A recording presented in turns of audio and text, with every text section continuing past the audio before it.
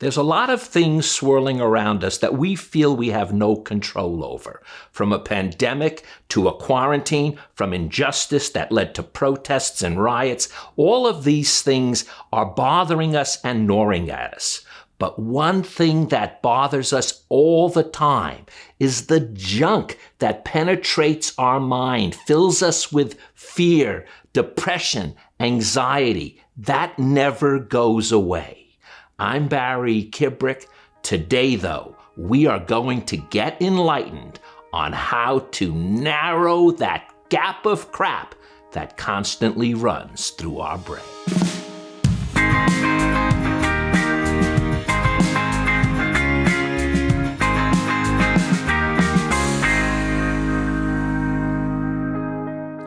So here's the bottom line. We've got lots of junk and stuff that runs through our brains, our minds, and our bodies that we have no control over, even though they're internally part of us. They're called our emotions, and they're really there to protect us, to look out for us when things might be, amiss and we need to be alerted. But we can't allow them to dominate our time. That's why I say we must narrow the crap gap that fills our heads constantly and widen it up so we can experience more joy and happiness. Now, the first person to realize that there is a difference between emotions that we have no control over and feelings that we have control over was the 17th century philosopher Spinoza. And now, at our current time, Dr. Antonio Damasio is one of the true neuroscientific leaders that is proving these two separate parts of the same coin. The emotion is that what we'll call instinctual thing that occurs. That's the thing I talked about that runs through our minds that we don't want to eliminate. The classic example is fear. That emotion almost drives all the others. But look about the feeling. The feeling we have a choice over. When we have the emotion of fear, the feeling we can make a decision about. Do we want to flee it, or do we want to stay and fight it? So emotions are the physical things and stimuli that penetrate our brains, our souls, our minds, but the feelings are the way we react to them. And those feelings are the things that we can control. Sometimes, not all the time, but sometimes, and in fact, most of the time. The emotions, no control over. They're going to seep through us. There are warning signals. We want them there. But the feelings, how we feel about them, that we need to expand the joy and narrow the fear, anxiety, and depression. Now, there is two things we can do. The first one is very common, and that is to get out of our own head, get out of our own way. That's beautiful, and we know the many different ways of being able to do that. There's meditation, could be transcendental meditation, could be mindfulness. There's exercise, could be religion, could be prayer, could be spirituality, could be therapy, could be medication. Doesn't matter. All of those things that get us out of our head are a very good thing to have. We need to escape from ourselves sometimes because oftentimes we are our own worst enemy. However, there are times when we want to dig in deeper, to get a better understanding of our emotions so we can gain control over them rather than they control us. And this is where I think exploring and going deeper into those emotions can help us. but we must do it when we are feeling at our best. And if we're feeling at our worst, we must get to at least feeling a little better before we go deep diving to explore them. The reason is because if we don't do it with a sense of joy and enthusiasm, it'll feel like work and put us into a spiral going downward rather than an uplifting sense of relief. Now, how do we begin this quest? Who really knows? The truth is, I've got some ideas, and one of them stems from a book I read a while back by Robert Maurer called One Small Step, The Kaizen Way. This goes way back to the book of Tao, where he explains that the journey really begins with one small step. When we look at things and break them down, that's the best way we can then explore them with enthusiasm. Let me give you a classic example. You're a writer, and you want to write a book or a film script. Well, you know you're going to have to knock out between 90 and 250 pages.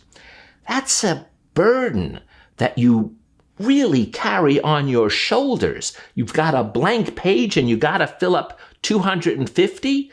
It's going to be very hard to write.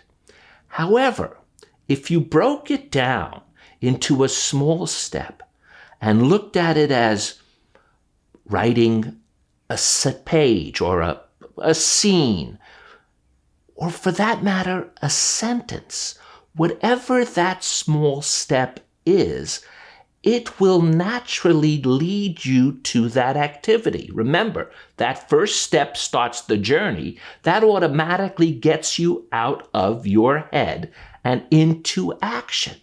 The step could be whether you're exercising and you want to build your muscles. You don't start by lifting an immense amount of weight. You start with little weight. And day by day or day after another day, it doesn't matter, you grow stronger.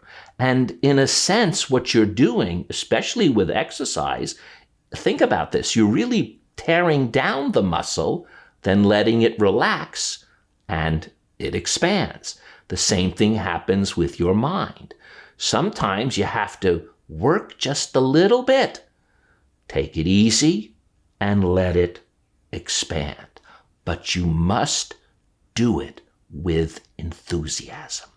If you're forcing yourself to do this, it'll never work. And if it does work, it'll be momentarily. It will not be something that could last. You want to keep it going. In fact, you want to almost always leave with a little more to do. Whether it's writing, don't finish that next paragraph. Know where you want to start. Start at that next paragraph. If it's exercise, don't tear yourself to pieces. Leave a little room so that you go back to the gym with enthusiasm. Now, there is something that is very deeply rooted that we also can do to help get us out of this, and that is being grateful. Now, we've heard this from a million authors, but the reason why is oftentimes we cannot see anything to be grateful for. We feel so down and kicked in the gut that we don't feel it, and it's hard to fake it. So what you have to do, even with gratitude, is start with the smallest step. Maybe for you, it's looking out the window and seeing that the sun is still there. Maybe it's the love of a friend or a niece or an acquaintance who brought you some joy in the supermarket. I've actually experienced that. You've got to embrace the gratefulness wherever you can find it. And believe it or not, no matter how down you are, somewhere there is something to be a little grateful for. Once again, it's a small step, but it will expand. And the more that expands, the narrower the gap of crap will get.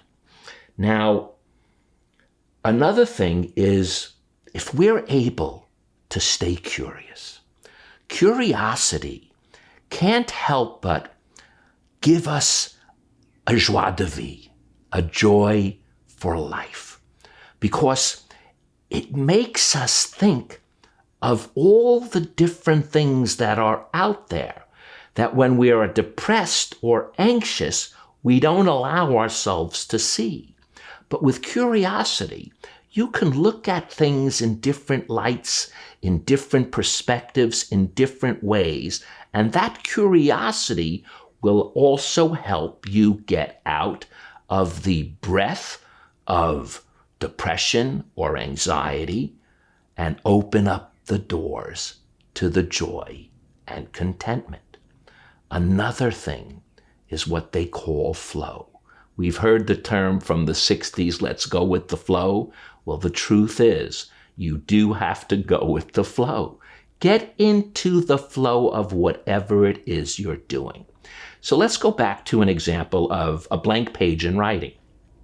You cannot think of the first thing you need to say, yet you wrote a sentence. You're already now into a flow. Another sentence will follow it. That's the way you maintain the flow. It's the joy of being present in any activity. And if you're so down that you can't even get into an activity, go back to that one step. Open up the door, take a step outside, come back in, see what happens. You can't go wrong by taking action. Action will always lead you out of the crappiness and into the light. Now, there's another thing that is very important. We all have purpose. Oftentimes, people lose focus of that. I can't find my purpose. I don't know what my purpose is. There's a big problem in that because everyone has purpose. Whether you realize you have it or not, you do. Now, of course, the joy will come when you begin to look into what that purpose is. But whether you see it or not, you have to believe that all life has purpose. Look at every insect. Why are they there? They all have some form of purpose. Well, if they have some form of purpose, then so do you. Whether you find it or not, you must believe you have it. And that's, again, the first step into narrowing the crap and expanding the horizons. And here's the best part about it all. If none of this works, there's a little ace in the hole, and that's called growing older. Yes, this is a scientific fact. It's been studied by neurologists and psychologists. And guess what? As you get older, you begin to appreciate things more.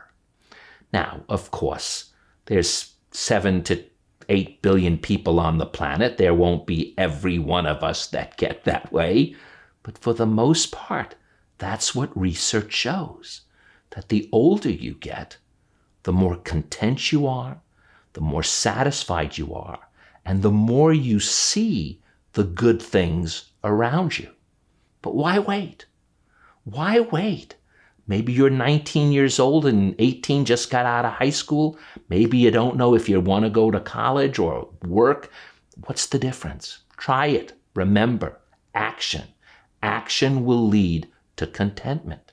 Whether you're in your mid-30s, maybe you believe you should have done something else, then do it. Or not. It doesn't matter as long as you take a step of action. Even the smallest step will work. Now, I know the one way I narrow my own gap, and that's by having the opportunity to chat with you. So first of all, I want to thank all my patrons who support what I do, and hopefully you guys too may want to support us. All you have to do is go to barrykibrick.com, click on the patron button. It's $2 a month at the very least. You can spend as much as you want, but $2 is fine with me. And please, also, if this is bringing you any form of solace, more importantly than anything, share it. Post it on your social media. Do whatever you can, because I want you to feel that we have this control not over our emotions, but over our feelings. And the more people can feel this, the better it will be for all of us. I'm Barry Kibrick. Remember, it just takes one small step. Take that step, narrow that gap, and increase all the joy that's out there for you to take part in. Till next time, take care.